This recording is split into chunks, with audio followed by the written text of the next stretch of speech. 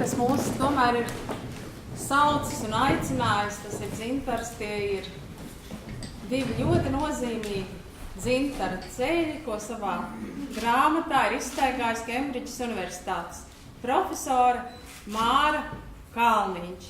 Tātad grāmata Senie Dzintara ceļi no Rīgas līdz Bizantijai.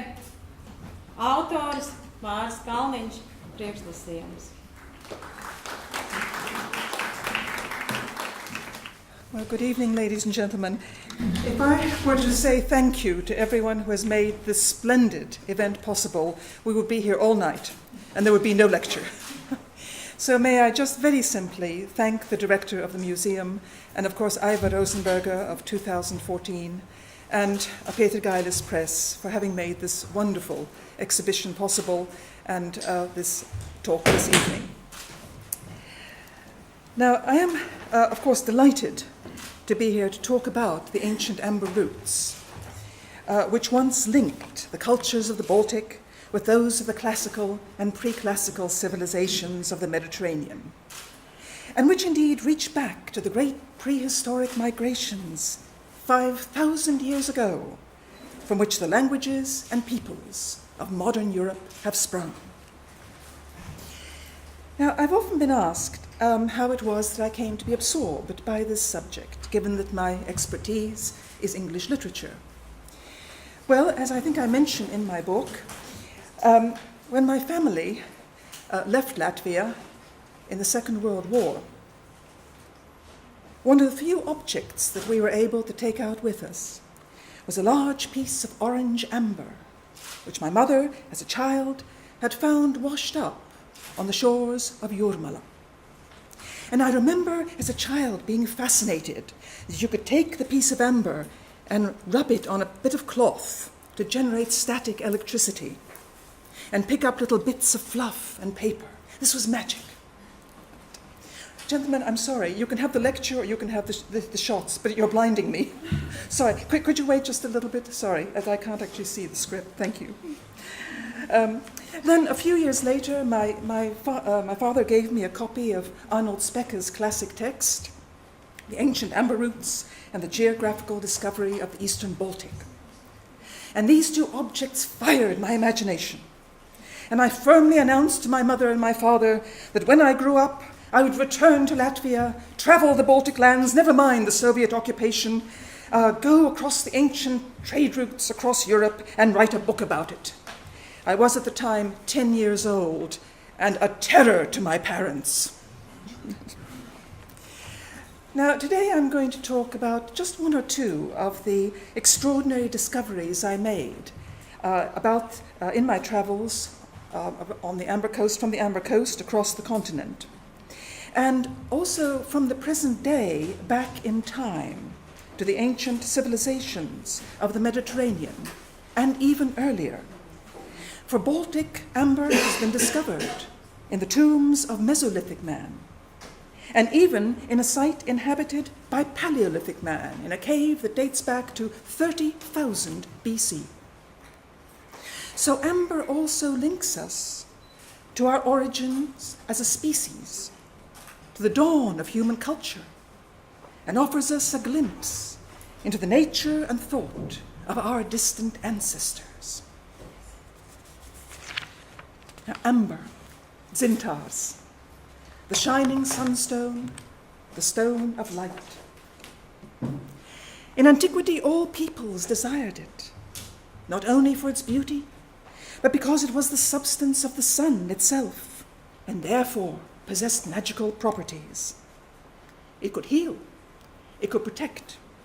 It was considered the most powerful of amulets. In the Mesolithic burials of Northern Europe, amber discs have been found carefully placed in the eye sockets of the dead. And I noticed coming into the museum that there is actually a skull there with the amber placed in the eye sockets. And I wonder whether in Stone Age times those discs were put there to help the voyage of the departing soul so that it could see better on its journey. I think this is intuitively right.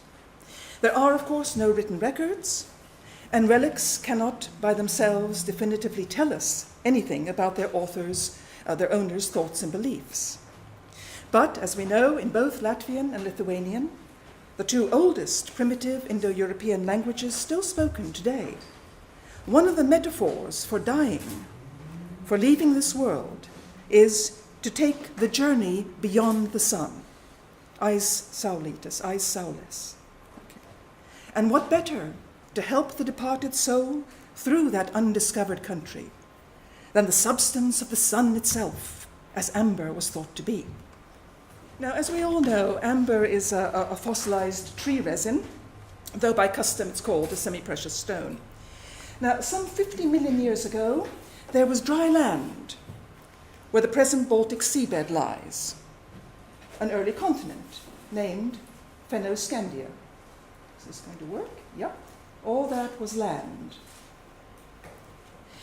It was here that a certain species of pine flourished, now extinct, and secreted an unusual quantity of resin and an unusual fragrant amount of that resin. And over millions of years of geological change and upheaval, the land sank to be replaced by the Baltic Sea, and the resin became compacted and was laid down in strata 2 or 3 feet thick, a bit like coal. This fossilized substance is Baltic amber, as we know, or succinite, called that because it contains a high percentage of succinic acid. And that's what gives it its brilliance and its gem-like quality. And, most importantly, its distinctive chemical signature, which is different from that of any other amber. And it is this that makes it so intensely interesting to archaeologists and historians. For if Baltic amber is found on a site or in an excavation, it proves trading contact. It's a kind of historical DNA. The particularly fragrant and sticky resin of this species of pine also attracted insects, which became trapped and preserved, as we know, as the resin solidified. Hence the famous inclusions of insects, as well as flowers, leaves, pollen, and other organic material. Now, there are many types of fossilized resin all over the world, and Baltic amber has some close relatives in Europe, in Romania and Sicily, for example.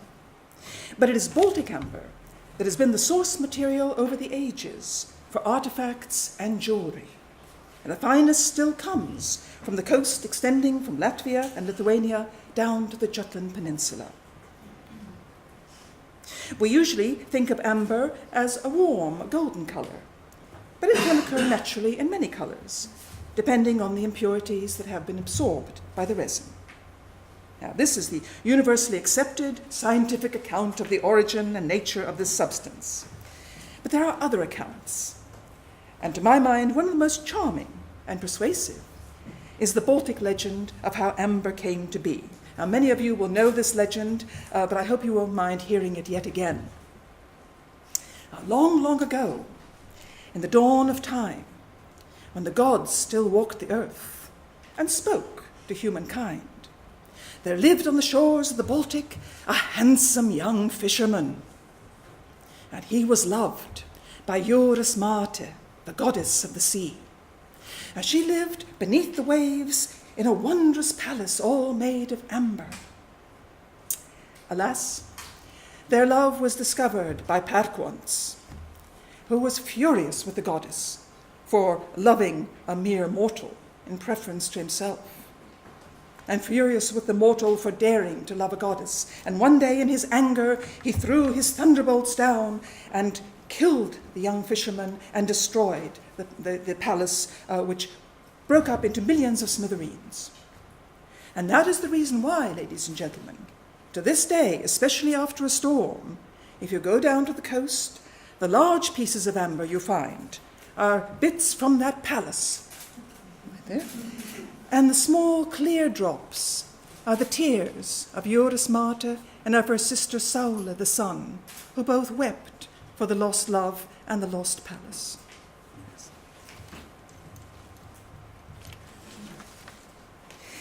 There are many fine amber collections throughout Europe, in Athens, Berlin, Copenhagen, the British Museum, of course, Rome, St. Petersburg, to mention just a few. But one of the greatest is the Amber Museum at Palanga, near Klaipėda, Lithuania, which presents the entire history of amber, from its natural formation to the finest examples of contemporary art and jewelry. There are over 14,000 pieces, several hundred displayed at any one time in brilliantly illuminated cases in which large oval magnifying glasses have been set, so that plants, flowers, seeds, insects trapped in the amber shine out with remarkable clarity and sharpness. Now, these are truly windows onto time itself, caught and frozen at a single moment 50 million years ago. And of particular interest to us are the famous Stone Age amber figurines. Now, these figures, found on the Curonian Spit, Lithuania, are about 4,000 years old. And they appear to fall into two kinds, don't they? There are heads, the ones in the bottom there, with knobbly features, as if the artist had used the natural curves and contours of the amber to allow the face within to emerge naturally, rather like Michelangelo's famous comment about the marble and the statue. We feel that these may have been portraits of actual individuals, perhaps real people in the tribes. But then there are the larger figures, the two on top, beautifully crafted pieces, whose heads flow gracefully from sculpted torsos. Now, some are masculine in face and form, like the figure on the left, perhaps chieftains. But the largest and most striking figure, with a suggestion of a garment, I think you can just see, if this thing works, yeah. Just there, a kind of like a shawl or a toga, yeah. With the wonderful, elegant, triangular face, and the nose and the pointed chin. These sculptures appear female, perhaps priestesses, or perhaps portraits of the great mother goddess herself. Now, these marvelous pieces were carved by the Stone Age Narva people, whose burial mounds you can see in northern Latvia, Lake Burtnieks, Zvejnieki, and I think we have some examples in the museum here. They were the same people who placed the amber discs in the eye sockets of the dead. And once they inhabited a vast territory stretching along the Baltic coast to Finland and south to the Vistula, near modern Gdansk, and east to the river basins of the Dniester and Dnieper, all the way to the shores of the Black Sea.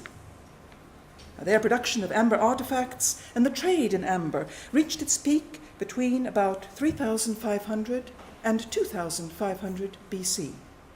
And thousands of amber beads, as well as bird and beast amulets, have been found in their grave sites throughout northern and eastern Europe. And one of the largest productions, as we know, was in Lake Lubāns in Latgale. This was an important trading post to exchange amber for the flint that is, of course, essential to any Stone Age society, but which is not found in the eastern Baltic. So flint had to be imported from points east, from the Oka and Moscow river basins. Then it came west to Latgale, and was there traded for amber. And the Latvian archaeologist Ilze Loze has written some very interesting articles about this trade. Now, these pieces that I'm going to show are between 4,000 and 5,000 years old. And you can see that already, oops, back we go. Oh, the technology, wonderful modern technology, yeah. This top piece here, on the right-hand side, can you see those incised lines? Yeah, just on the one there, representing the wheat ear, and that, of course, later becomes the symbol for Laima, the goddess of good fortune, also of wealth. Already about 4,000 years ago, you can see that there.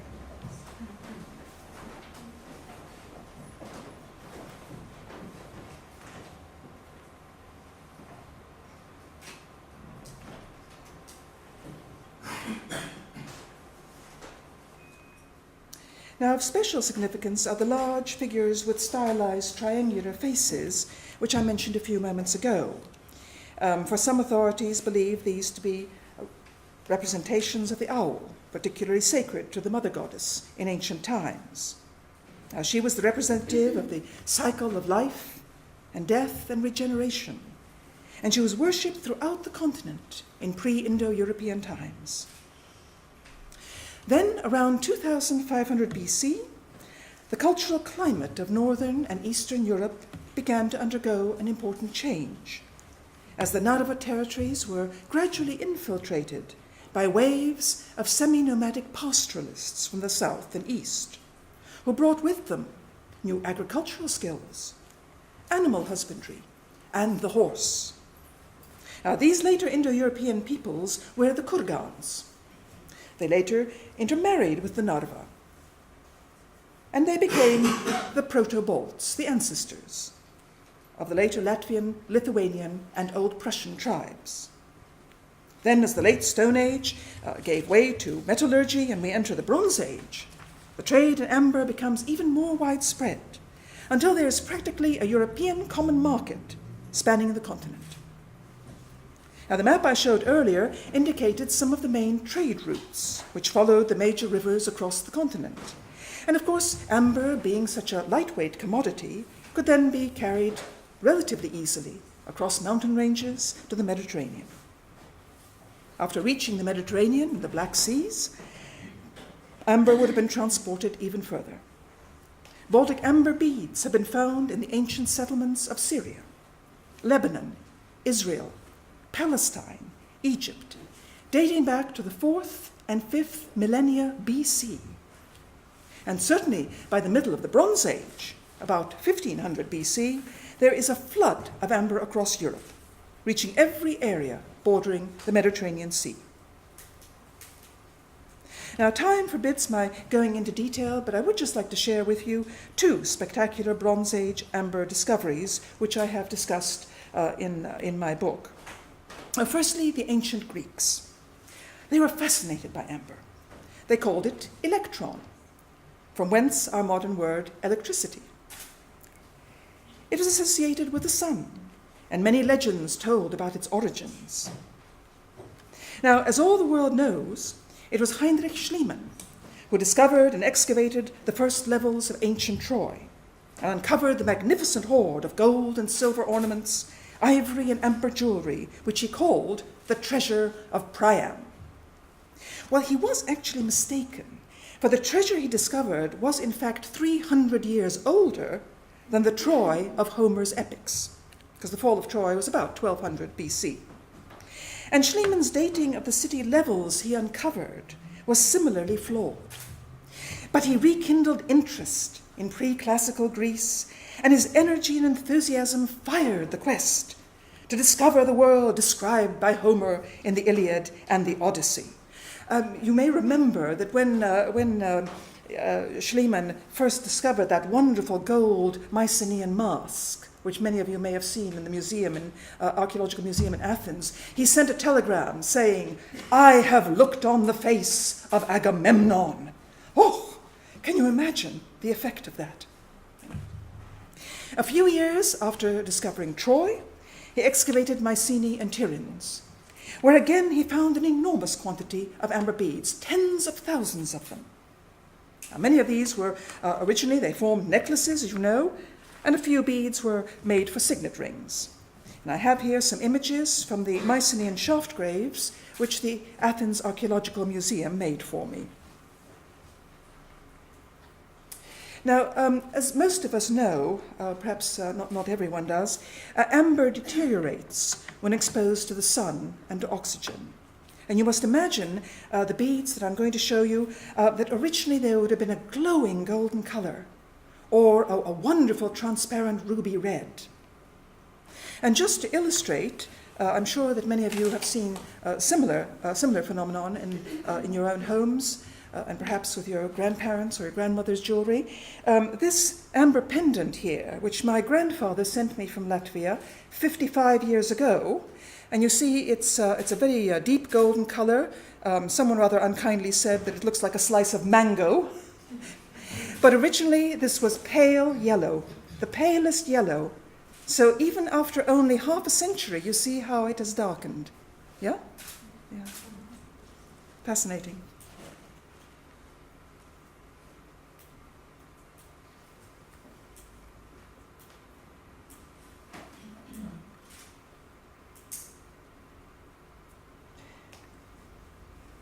This is an astonishing piece. You know, that piece of amber at the bottom there is the size of a teacup. Absolutely extraordinary. There is one image that I very much wanted to show you, but the museum wouldn't let me have it. I think it is probably the most magnificent necklace I've ever seen in my life. I mean, the beads were almost the size of small apples. And it came from the right level of Troy. And I am absolutely convinced that I have held in my hands the necklace that once adorned the neck of Helen of Troy. I have no proof of this. And I asked the curators, you know, and the director of the museum, well, could this be possible? They said, oh, yes, dear, it could be possible. Now come along, we'll give you a nice cup of soothing tea.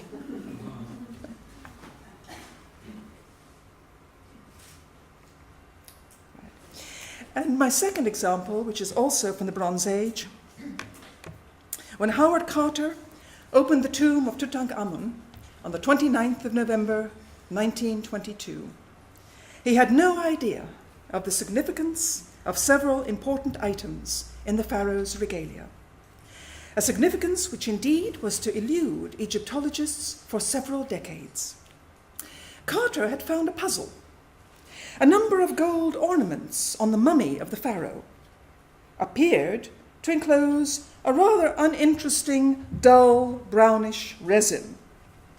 Yet the exquisite quality of the jewelry, its central position on the mummified body of the pharaoh, indicated that it was exceptionally important in the ancient Egyptian conception of the afterlife.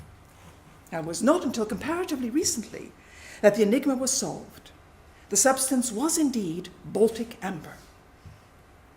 Now, Tutankhamun reigned towards the end of the 18th dynasty. That's about the mid-14th century BC, in a period when amber was still a rarity in Egypt. And in addition to its beauty, was reputed to have powerful protective and medicinal properties. It had an aura of mystery. It came from the west, where the sun disappeared to make his nightly journey. And so the position of the gold and amber scarabs, the jewels found on the mummified pharaoh's body, make perfect sense. One scarab was hung from gold straps and was over the heart, and the other was suspended from a long golden wire and over the navel. Now, these were the two most important jewels on the body, the heart and navel scarabs. And both enclosed large roundels of amber, which originally would have been a shining ruby red, like the setting sun.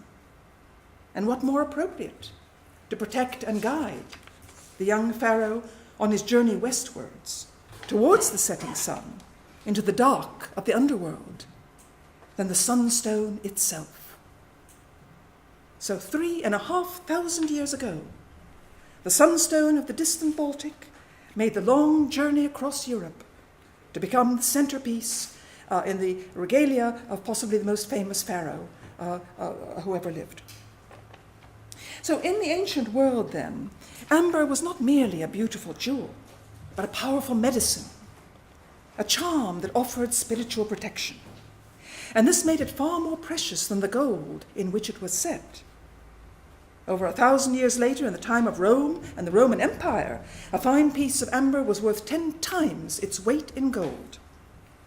And so high was the demand, especially for the clear red amber, which the Romans particularly prized and called Falernian amber, after the color of the famous wine, that in the 1st century AD, the Emperor Nero sent an expedition to the Baltic with instructions to bring back enough amber to decorate the nets of his newly rebuilt circus in Rome. Now, just think for a moment, ladies and gentlemen, Nero's circus seated 200,000 people. And the nets studded with amber, and remember how expensive it was, would have had to encircle the entire arena to protect spectators in the lower seats from wild animals.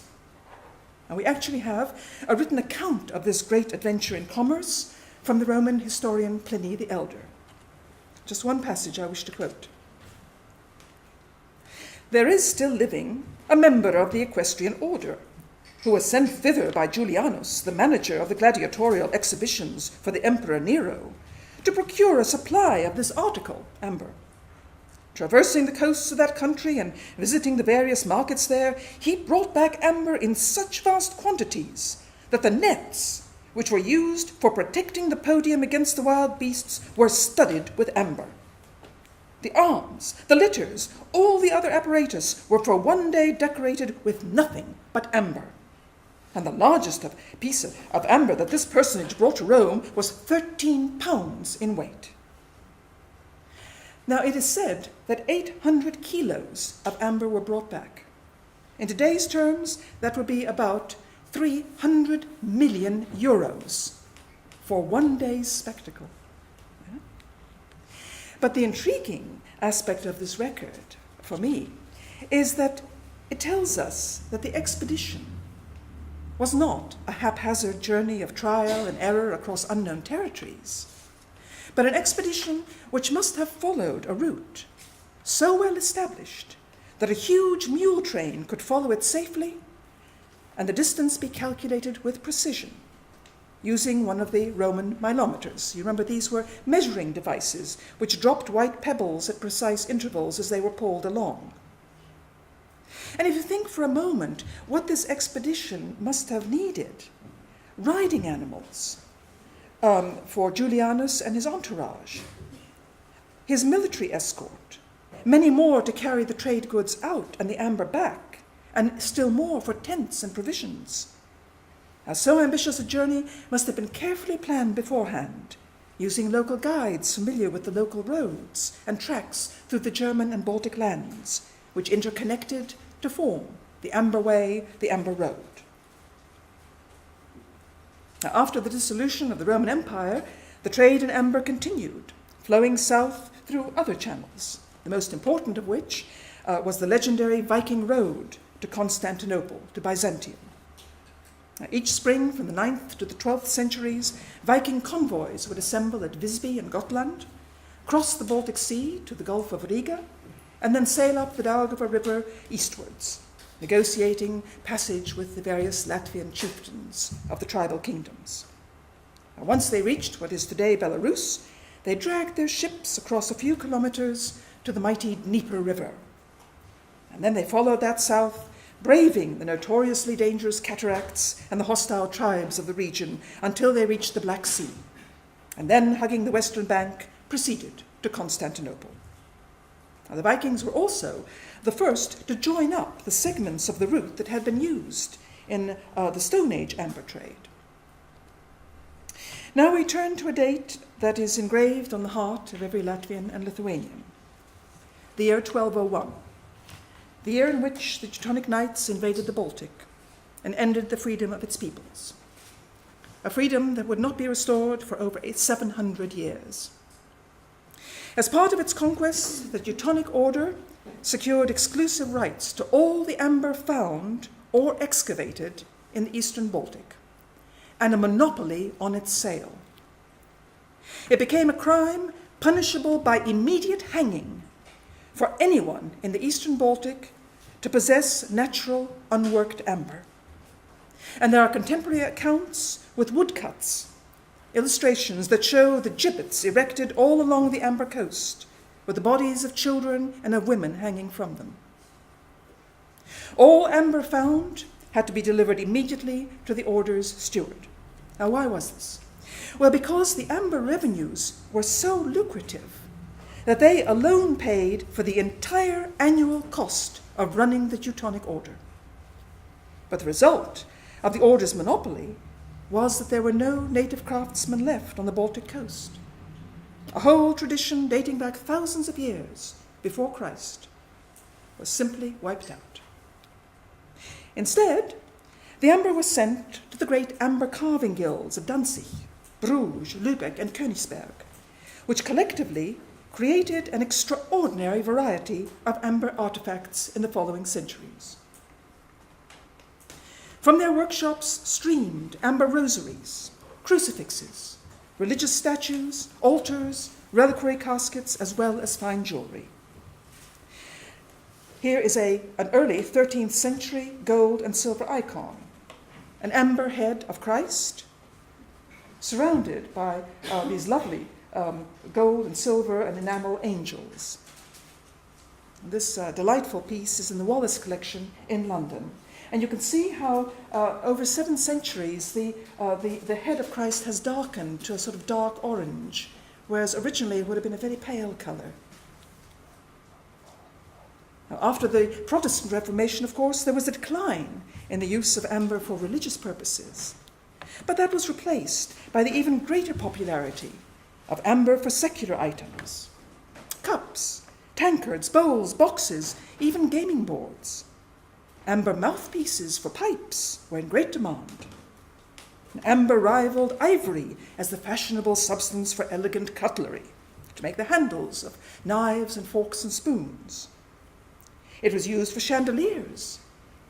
And in the 16th and 17th centuries, the great amber guild of Königsberg used amber, rather than the heavier and more fragile glass, for making spectacles. Now, to meet the ever-increasing demand for the sunstone, new and more efficient ways of gathering it were devised. Now, this is the illustrated title page from P.J. Hartmann's Succhini Prussici, Prussian Amber, published in Frankfurt in 1677. It shows amber gatherers, dressed, as you see, in waterproof leather to protect against the cold of the sea, and with baskets slung around the neck and huge nets for collecting the amber as it floated to the surface or was caught in seaweed. Now you notice that one figure carries a spade, for amber deposits, as I mentioned, are laid down in thin strata, and coming across such a seam enables diggers to mine the amber. Now, just below the title scroll to the right, you may be able to make out this little object. It's a fire basket to illuminate the water at night so that amber could be gathered at both high tides. And, this the use of technology to mine amber became ever more sophisticated. In the 19th century, the firm of Stanton and Becker mined amber off the Curonian Spit in southern Lithuania, just off the shore. And so efficient was the process that there were years when they actually mined 250,000 kilos of amber each year. And most of this was sent to Asia Minor, to the Near East, where it was burned as incense. It was destroyed. Because, of course, like frankincense, it's a tree resin.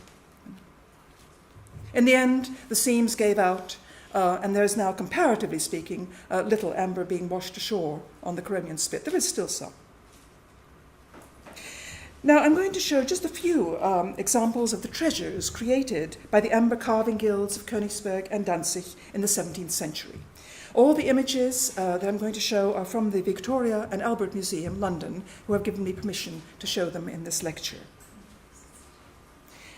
Here is a very elegant two-handled cup from the Königsberg workshops, mid-17th century, richly carved with images of animals and fruit.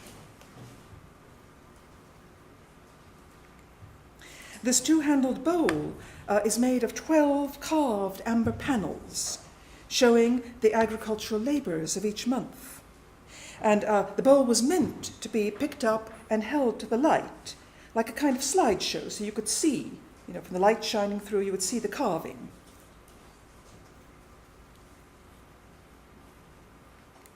An elegant tankard, dating from 1659.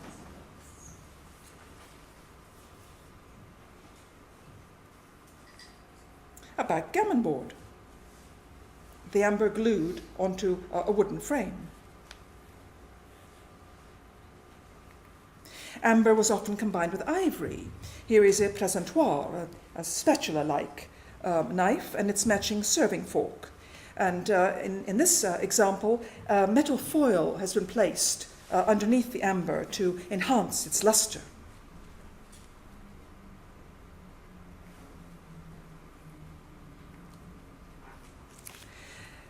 Altars of amber and ivory were immensely popular.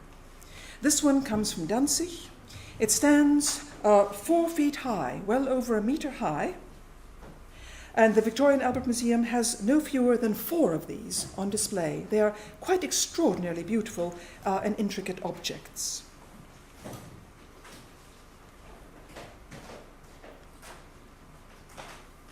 Classical themes were very popular, like this image and the next one, showing the Judgment of Paris in 2 very different styles.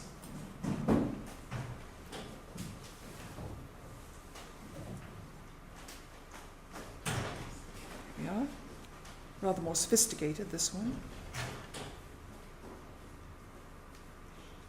And finally, a sacred theme, the rest on the flight into Egypt, from an unknown Italian workshop of the 17th century, made of amber on lapis lazuli. Now the subject is the miracle of the palm tree, which bent down to give its fruit to the Holy Family on their journey to Egypt. And the extravagant use of so precious a gem as lapis for the mere background shows how valuable a good piece of amber was considered to be. Now, thus far, we have seen how lucrative the amber trade was, and how varied the artifacts produced by the master craftsmen of the medieval and Renaissance guilds. But Baltic amber had another, an equally important place in Western culture. For since prehistoric times, it had been highly valued as a potent talisman and as the source of powerful medicines. It shone in the minds of our ancestors, associated with the power of light, with life itself.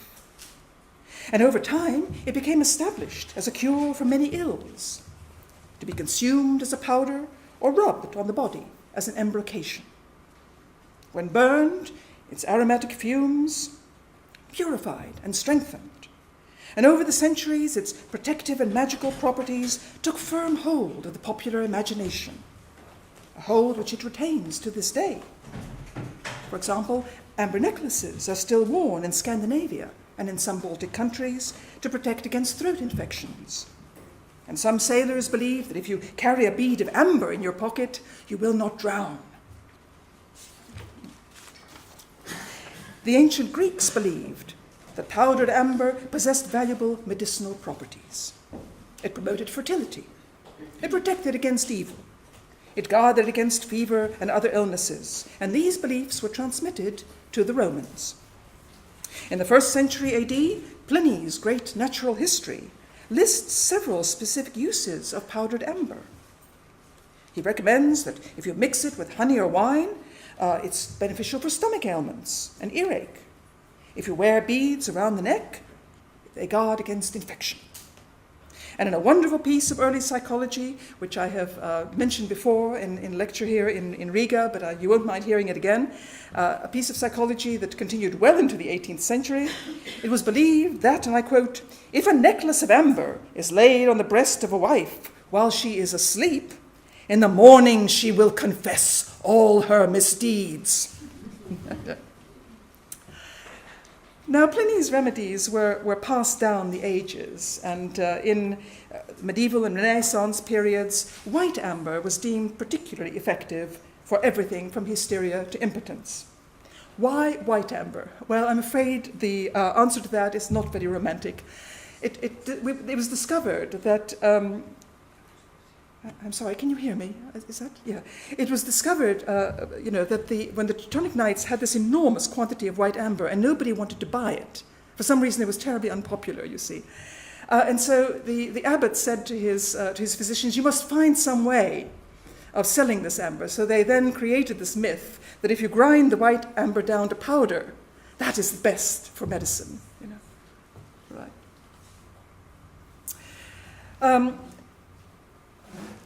In England, Culpeper's dispensary of 1654, this was a very important dispensary, praises the virtues of amber, especially as a valuable aid to strengthening the heart and preventing epilepsy. and medical publications in the 18th century, the Age of Reason, continued to recommend its general protective and curative properties.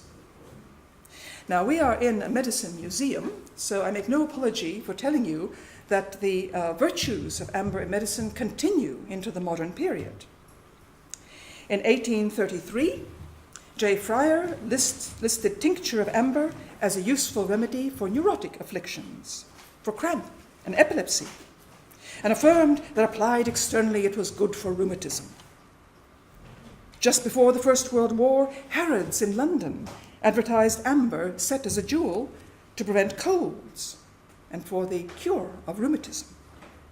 Between the two world wars, oil of amber or oil of succinite was still recognized in the United Kingdom as a potent ingredient in various embrocations, and in the USA was used medicinally to alleviate convulsions in babies that could not tolerate more conventional medicines.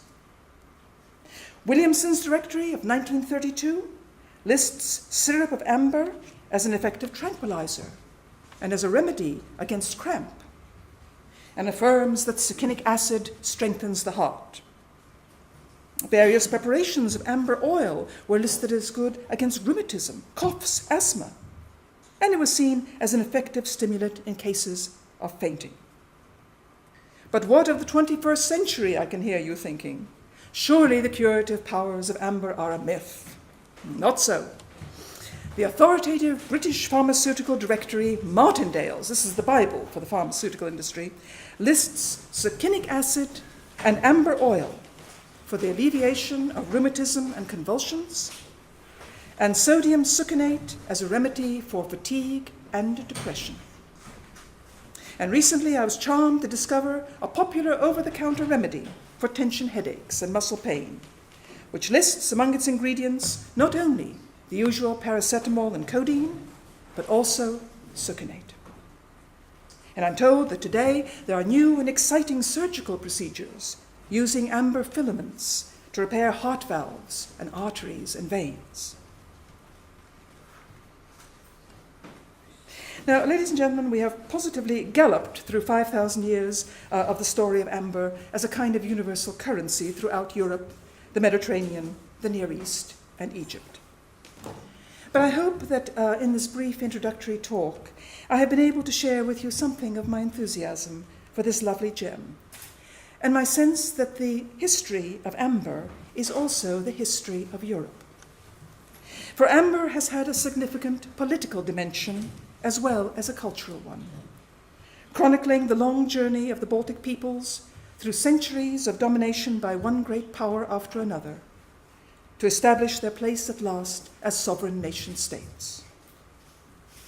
And during the Soviet era, when it seemed that their fortunes could sink no lower, when their populations were massacred or sent into exile, their traditions, histories, and their very languages threatened with extinction, amber was a powerful symbol of the struggle to preserve their identities.